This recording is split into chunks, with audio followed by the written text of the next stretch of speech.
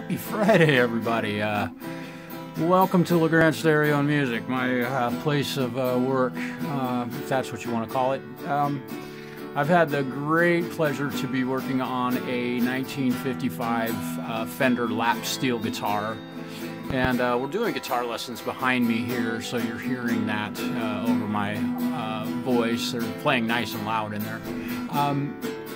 1955 Fender Lapsteel. Look at that. I have cleaned this thing. You can see my reflection in it. You know, it's like an old Telly with respect to the pickup in this. Very noisy. I'm going to turn the thing up. Now you can hear the amp kind of humming a little bit. And, you know, it is what it is. You know, single coil pickup, they're noisy. And, boy, of all these stringed instruments I've ever worked on, I can't play this one. Not at all. But, you know, what's kind of cool is that it does, the moment you start strumming on this thing, it does sound like Hawaii. And I'll give you a little taste of that.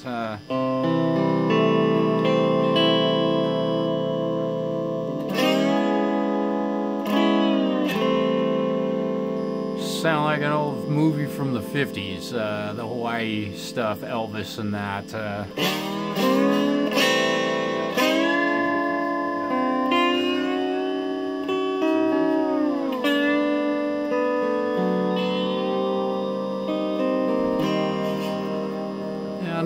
Again, kind of give you an idea of how you play this thing. Kind of watch. I am not giving any instruction on this because I am certainly not qualified. But you take the slide and you just touch the strings with it. Now, there is a proper way to hold this where you can use your pinky to kind of deaden the strings behind it.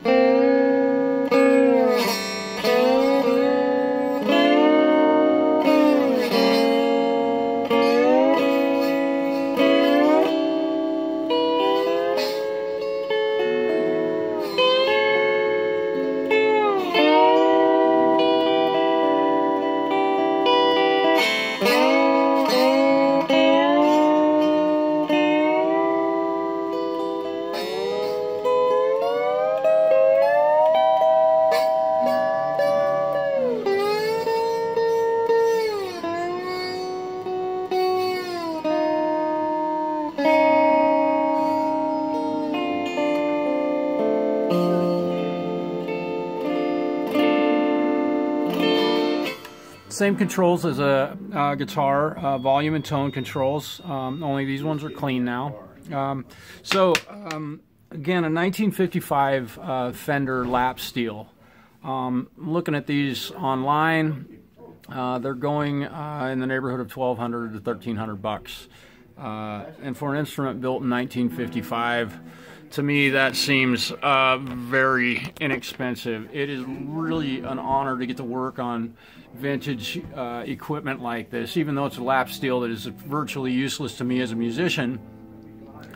I am a musician outside of being a luthier, but you know, it's very cool to get to see the guts and the parts that they used back in that day. This is a very rare opportunity for me to work on an instrument like this. I mean, it's not that rare. I've worked on amps from '55 recently, some old Fender amps from the 60s. I own a 66 Harmony guitar that I absolutely love. I own a 67 Fender Electric 12, but not a 55. It's just super cool.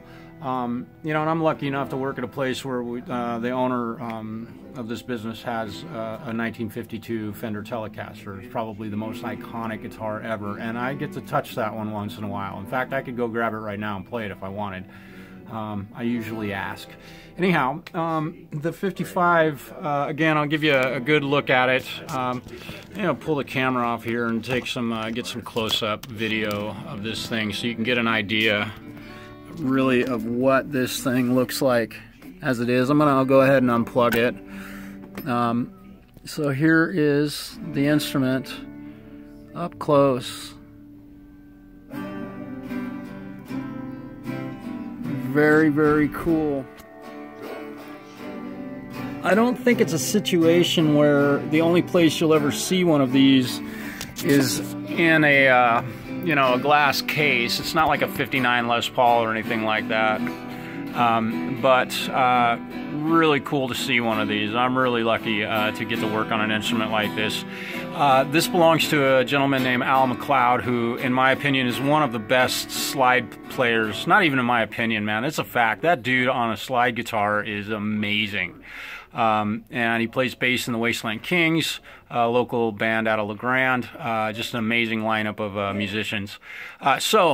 There you go. There's my day, and I'm really had a great time. Again, here's the Lapsteel Fender Fullerton, California. Here is, ooh, the serial number is now covered up. We'll fix that. Look, there's your serial number, if you can see that.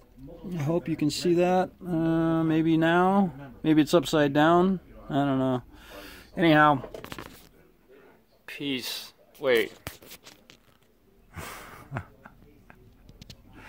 Peace, y'all. Have a wonderful Friday and a happy weekend. Don't drink and drive. Don't drink. Don't smoke marijuana. Don't use drugs. That's my statement. Peace, y'all.